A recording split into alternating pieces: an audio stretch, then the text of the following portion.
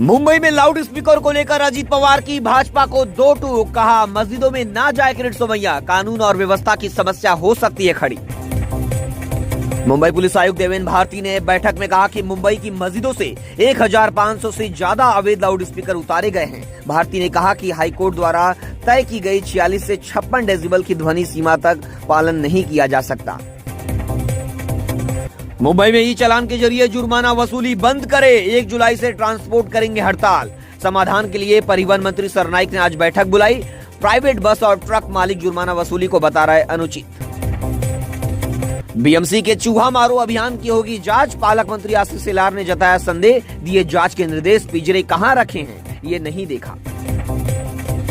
मुंबई में cluster zone से बाहर होगी बाधित इमारतें, सरकार को भेजा गया प्रस्ताव। राज्य के परिवहन मंत्री प्रताप सरनाइक ने दी जानकारी, जर्जर इमारतों का पुनर्विकास करना होगा आसान।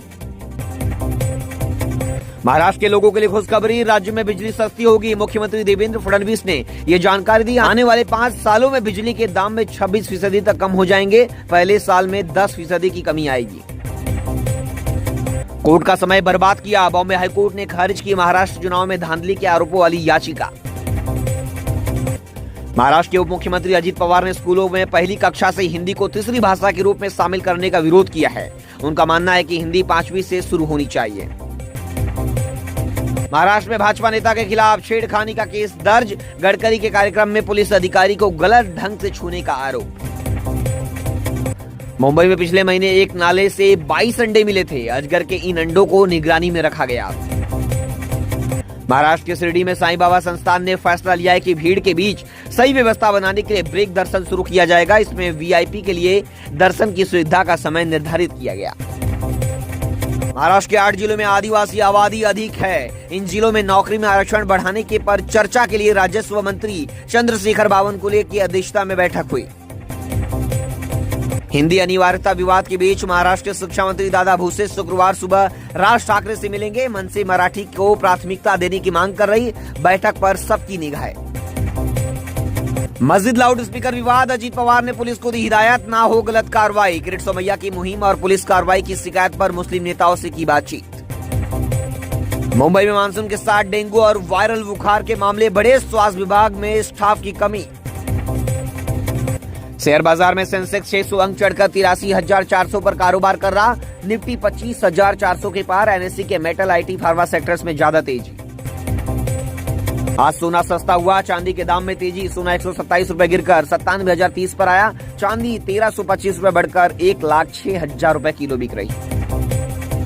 जुलाई में 13 दिन बंद रहेंगे बैंक, 4 रविवार 2 शनिवार के अलावा अलग अलग जगहों पर 7 दिन बैंकों में कामकाज नहीं होगा। इस वक्त की सबसे बड़ी खबर घटना मुंबई के मुंब्रा इलाके की है, जहां ईरान और इजराइल के बीच हुए सीज फायर के बाद ईरान की कथित जीत पर जश्न मनाया गया। मुंब्रा, जो कि मुंबई से सटे ठाणे जिले का एक मुस्लिम बहुल इलाका है, वहां बुधवार की रात कुछ इलाकों में लोगों ने ढोल नगारों के साथ रैली भी निकाली और पटाखे भी जलाए। बताया जा रहा है कि जश्न मनाने वाले लोग ईरान के समर्थन में नारेबाजी कर रहे थे। उन्होंने इसे मुस्लिम एकता की जीत बताया। हालांकि जश्न की तस्वीरें और वीडियो सोशल मीडिया पर तेजी से वायरल हो रही है, जिससे कई लोग सवाल उठा रहे हैं कि आखिर भारत में किसी दूसरे देश की लड़ाई और उसका सीज फायर हमारे लिए जश्न का विषय क्यों बन रहा है। कुछ लोगों का कहना है कि ये सांप्रदायिक भावनाएं भड़काने का तरीका है, वहीं कुछ इसे सिर्फ धार्मिक भावना से जुड़ा उत्सव बता रहे हैं। इस बीच पुलिस ने कहा है कि इलाके में शांति बनी हुई है और वे इस घटना की जांच कर रहे हैं।